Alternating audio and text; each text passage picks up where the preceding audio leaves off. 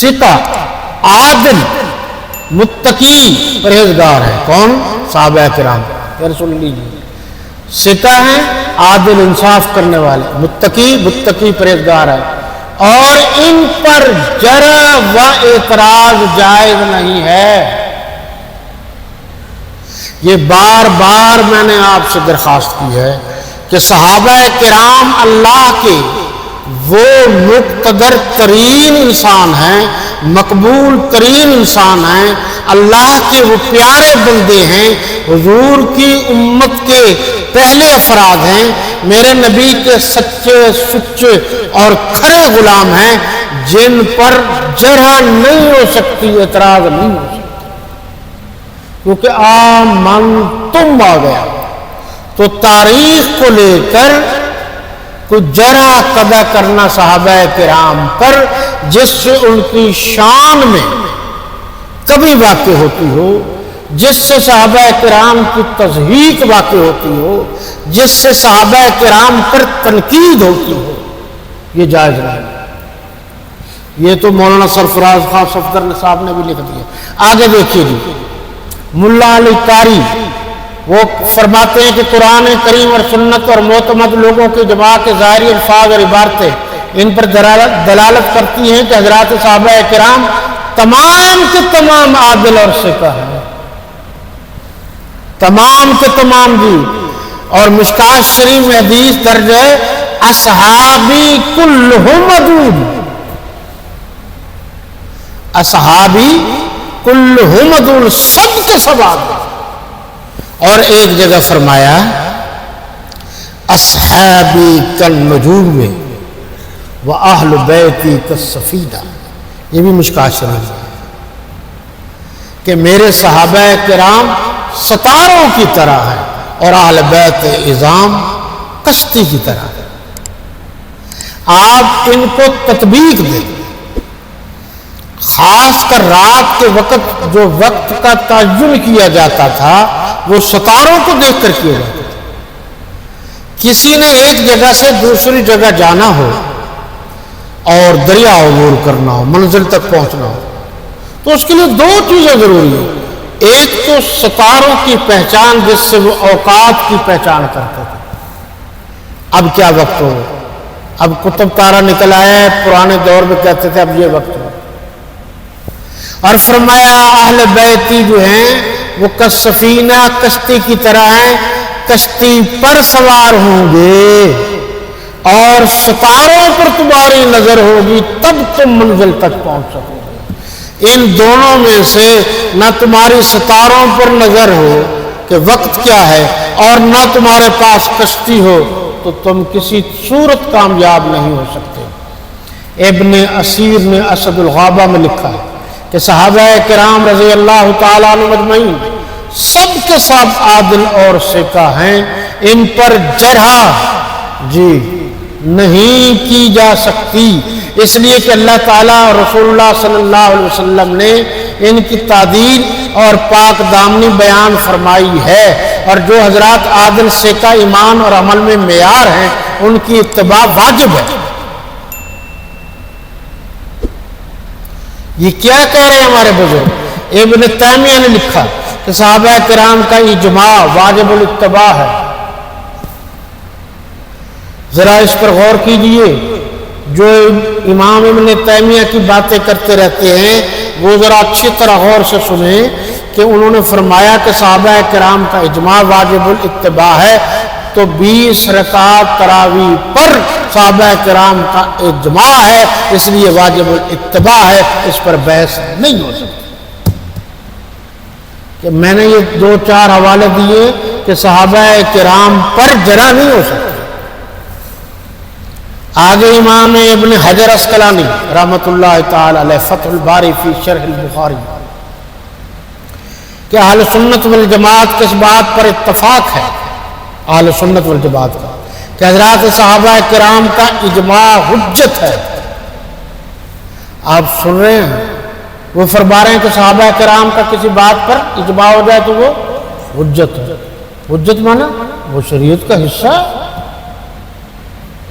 جیسا کہ ذرا غور کیجیے، جیسا کہ آپ نے فرمایا سنتی و سنت الخلفاء الراشدین المہدیین۔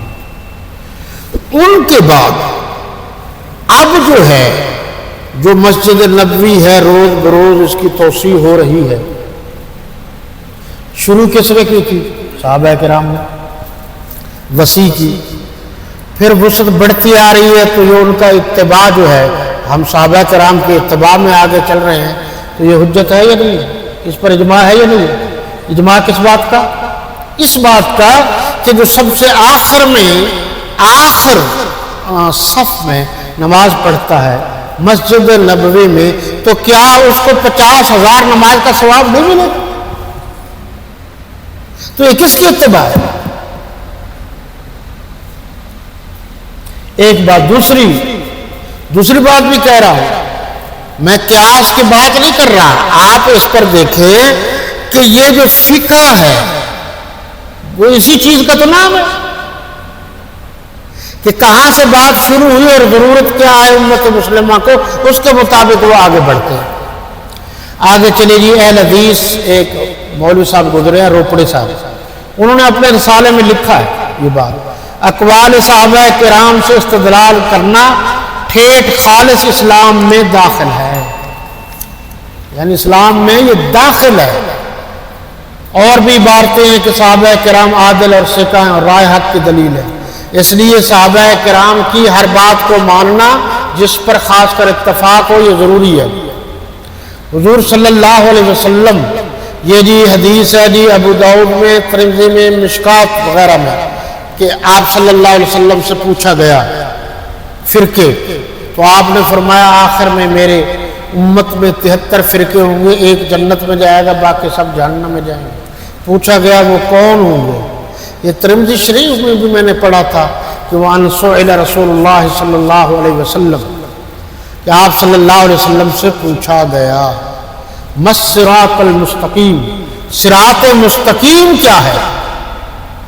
تو آپ نے فرمایا مَا أَنَا عَلَيْهِ وَأَصْحَابِي، جس راستے پر میں اور میرے صحابہ چلے۔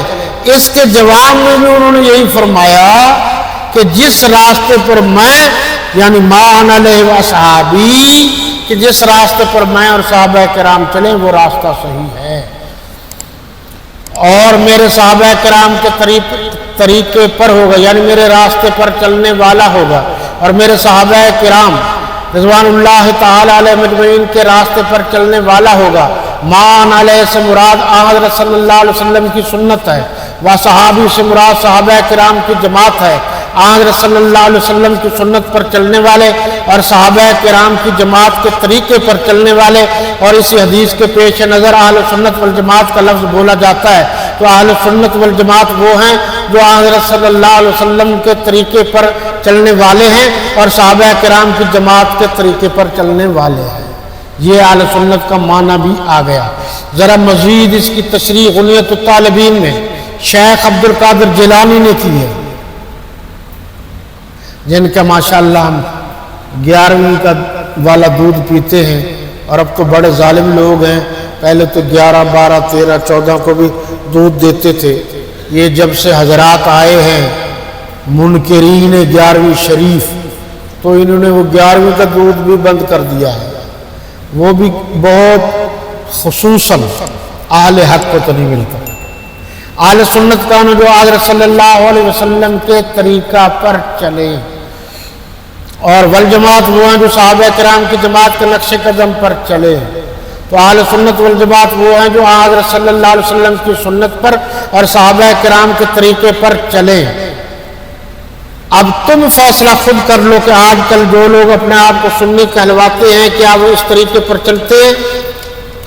کیا یہ بدعات، تیجا، ساتواں، 10واں، 40واں اور برسی اور قبروں پر چراغاں کرنا، یہ سب کا سب درست ہے، حضرت سے ثابت ہے، صحابہ کرام سے ثابت ہے؟ نہیں۔ تو اس لیے ہمیں ایسا کام نہیں کرنا چاہیے۔ ایک حوالہ اور دیکھ لیجئے جی،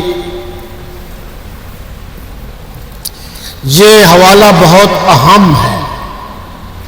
ایک لفظ ابھی میں نے پڑھا بھی تھا قرآن مجید میں، فَسَيَكْفِيكَهُمُ اللَّهُ، صحابہ کرام بھی اس مذکورہ طریقے پر ایمان لائے تھے جو اللہ اور اس کے رسول کی طرف سے تھا۔ اس لیے صحابہ کرام کو مثال دیتے ہوئے کہا جا رہا ہے کہ اگر وہ اسی طرح ایمان لائیں جس طرح اے صحابہ تم ایمان لائے ہو، اے صحابہ تم ایمان لائے ہو، تو پھر یقیناً وہ ہدایت یافتہ ہو جائیں گے۔ اگر وہ ضد اور اختلاف میں منہ موڑیں گے تو گھبرانے کی ضرورت نہیں ہے، ان کی سازشیں آپ کا کچھ نہیں بگاڑ سکتی، کیونکہ اللہ تعالیٰ آپ کی کفایت کرنے والا ہے۔ چنانچہ یہ وعدہ چند سالوں میں پورا ہوا، وہ بیعت رضوان، اس کا ذکر انشاءاللہ آئندہ کریں گے۔ تاریخی روایات میں یہ ہے، میں نے یہ کئی دفعہ حوالہ دیا ہے، مختلف ڈیلی نیوز کا حوالہ بھی دیا ہے، روزنامہ جنگ کراچی کا حوالہ بھی دیا ہے، کراچی کی نیشنل لائبریری کا حوالہ بھی دیا ہے، اور اللہ آپ کا بھلا کرے۔ یہ جو ہے تاریخی روایت، اس نے بھی یہ لکھا ہے، تاریخی روایات میں ہے کہ حضرت عثمان رضی اللہ تعالیٰ عنہ کی شہادت کے وقت ایک مصحف ان کی گود میں تھا، اور اس آیت کے جملہ فَسَيَكْفِيكُمُ اللَّهُ پر ان کے خون کے چھینٹے گرے، بلکہ دھار بھی گری، جو کنانہ بن بشر نے لوہے کی لاٹ ماری تھی۔ تو یہ مصحف آج بھی ترکی میں موجود ہے، ترکی میں یہ مصحف آج بھی موجود ہے۔ ذرا بس اسی پر آپ نے غور کرنے کہ یہ نسخہ قرآن مجید کا تھا، اور تلاوت کر رہے تھے، اور حضرت علی کے حکم پر، رضی اللہ عنہ کے حکم پر، حضرت حسن اور حضرت حسین رضی اللہ تعالیٰ عنہ دونوں حضرت عثمان غنی رضی اللہ تعالیٰ عنہ کے دروازے پر پہرا دے رہے تھے۔ تمام تر کہنے کے باوجود حضرت عثمان غنی رضی اللہ تعالیٰ عنہ نے خون ریزی سے بچنے کے لیے لڑائی کا حکم نہیں دیا۔ اب وہ قرآن مجید کا نسخہ جو حضرت عثمان غنی رضی اللہ تعالی عنہ کے سامنے آخری زندگی کے ایام میں تلاوت کے لیے موجود تھا، اس پر فَسَيَكْفِيكُمُ اللَّهُ پر حضرت عثمان غنی رضی اللہ تعالی عنہ کے خون کے چھینٹے گرے، دھار گری۔ وہ خون بھی موجود، وہ نسخہ بھی موجود، اور قرآن کو اس طرح کتابی شکل میں لانے والے، لکھنے والے، کمیٹی بنانے والے، آیات یعنی تلاوت کا ایک انداز اور تحریر کا ایک انداز متعین کرنے والے حضرت عثمان غنی تھے رضی اللہ تعالی عنہ۔ تو اس پر قرآن مجید پر وہ خون گرا ہوا موجود ہے۔ میں کہنا یہ چاہتا ہوں، تم صحابہ کرام کو نعوذ باللہ دو نمبر والی بحث کر کے آقا دو جہاں سے جدا کیسے کر سکتے ہو؟ تم تو حضرت عثمان غنی کے خون کو بھی آج تک قرآن سے جدا نہیں کر سکتے۔ دنیا سخاوت میں تیرا نام رہے گا، عثمان تیرے نام سے اسلام رہے گا۔ اسی سلسلے کی تیسری کڑی گزشتہ درس میں بھی یہ سپیشل ٹاپک تھا، موضوع تھا، اس دفعہ بھی اور آئندہ بھی، آئندہ آنے والی اتوار کو بھی حضرت عثمان غنی رضی اللہ تعالی عنہ کو نذرانہ عقیدت پیش کرنے کے لیے قسط نمبر 3 پیش کی جائے گی۔ اس وقت تک کے لیے اجازت۔ اللہ آپ کا، میرا اور تمام مسلمانوں کا حامی و ناصر ہو۔